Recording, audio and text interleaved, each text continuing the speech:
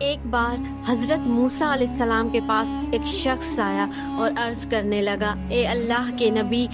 میں اللہ کی عبادت کرتا ہوں، بڑا ہی اللہ کا شکر گزار ہوں، دن رات اللہ کی عبادت میں لگا دیتا ہوں۔ میں اور میرا بھائی مچھلیوں کا شکار کرتے ہیں، اس طرح سے اپنے گھر کا گزارا کرتے ہیں، لیکن میرے بھائی کی جال میں بہت ساری مچھلیاں آتی ہیں، وہ اللہ کی نافرمانی کرتا ہے، کبھی بھی اللہ کی عبادت نہیں کرتا، جبکہ میرے جال میں 1 یا 2 مچھلیاں آتی ہیں، جس سے میرے گھر کا سفر گزر بڑی مشکل سے ہوتا ہے۔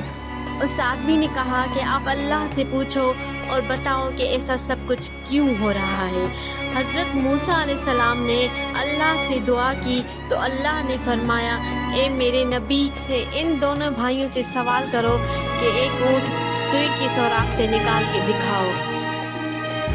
حضرت موسیٰ علیہ السلام پہلے اس شخص کے پاس جاتا ہے جس نے کہا کہ میری مچھلیاں کم آتی ہیں۔ موسیٰ علیہ السلام نے اس آدمی سے کہا، اللہ نے کہا ہے سوئی کے سوراخ سے اونٹ نکال کے دکھاؤ۔ تو اس آدمی نے کہا، یہ کیا سوال ہوا، یہ میرا سوال تو نہیں ہے، ایک سوئی سے ایک اتنا بڑا اونٹ کیسے نکل سکتا ہے؟